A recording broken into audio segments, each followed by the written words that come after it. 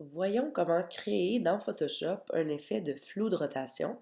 Donc, comme vous voyez sur les images, là, on part d'une image où est-ce que les pales de l'éolienne sont complètement nettes pour passer à une image où est-ce qu'elles sont floues, comme si la photo avait présenté le mouvement de rotation. Donc, partons de l'image de base avec les pales nettes. Tout d'abord, ce qu'on doit faire, c'est convertir le calque de l'éolienne en objet dynamique. Donc, le convertir en objet dynamique afin de pouvoir créer des filtres qui vont être dynamiques. Donc, dans Filtre, Galerie d'effets de flou, allons faire un flou de rotation. Ce qui apparaît, c'est un cercle qu'on peut venir positionner au bon endroit. Déjà, on peut venir mettre le centre au centre de la rotation et on peut le redimensionner pour l'ajuster selon la grosseur de notre rotation dans l'image. Donc, quand j'obtiens les petites flèches comme ça là, qui me montrent la rotation, je peux faire une rotation, mais aussi redimensionner mon cercle. Donc là, moi, il doit être un peu plus grand. Euh, vous voyez, là, j'étais tombée sur la bonne forme exactement. Non, excusez. Ici, voilà, il y a ici la quantité de flou de rotation sur mon image. Moi, dans mon cas, je veux que tout mon cercle soit flou. Donc, je vais l'agrandir un petit peu, là. C'est un peu, voilà, là, pas aléatoire, mais on le fait, on l'ajuste personnellement comme ça. Moi, je veux que toutes mes pales soient entièrement floues, dépendamment du type de rotation qu'on va avoir. Si c'est une roue de vélo, une roue d'auto, bon, peu importe. Peut-être que la rotation va demander d'être plus flou au centre et moins flou à l'extérieur. Mais moi, dans mon cas, je veux que ce soit entièrement flou. Donc déjà, ça crée un flou de rotation qui est intéressant.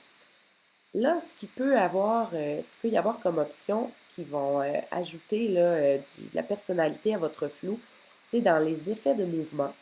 Il y a premièrement l'intensité du flash, flash stroboscopique, durée du flash.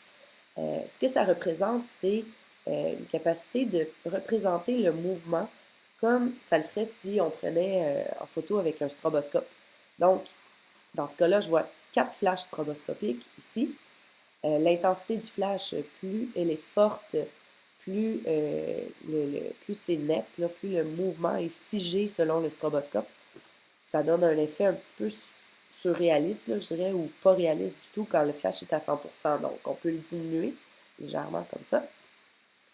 Euh, Ensuite, le nombre de flashs stroboscopiques. Bien, si je l'augmente, il va y avoir plus de flashs dans chaque petite rotation. Donc là, on voit, il y en a 8.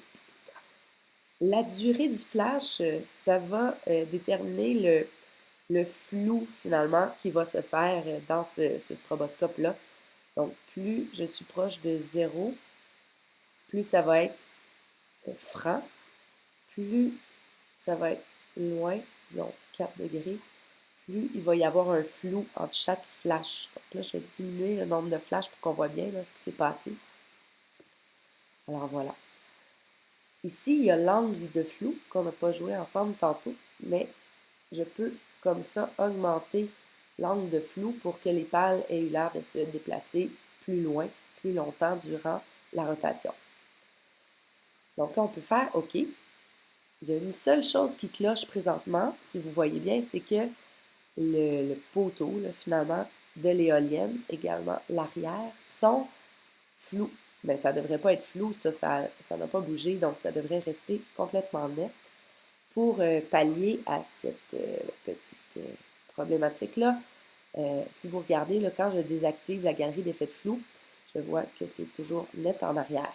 Donc, je vais pouvoir utiliser le masque de fusion de mon flou, de mon filtre dynamique, venir dessiner dans mon masque de fusion, vous allez voir qu'est-ce qui va se passer, pour venir découvrir le poteau de l'éolienne peu à peu.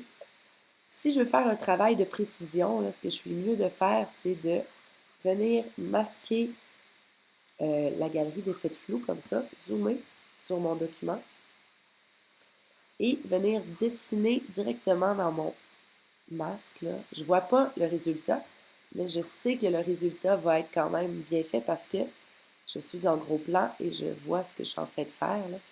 Donc, je vais comme ça. Je peux réduire, comme j'ai fait, mon pinceau en appuyant Alt, CTRL et en draguant dans ma scène vers le haut pour ajouter, enlever du flou et vers le côté pour grossir le diamètre.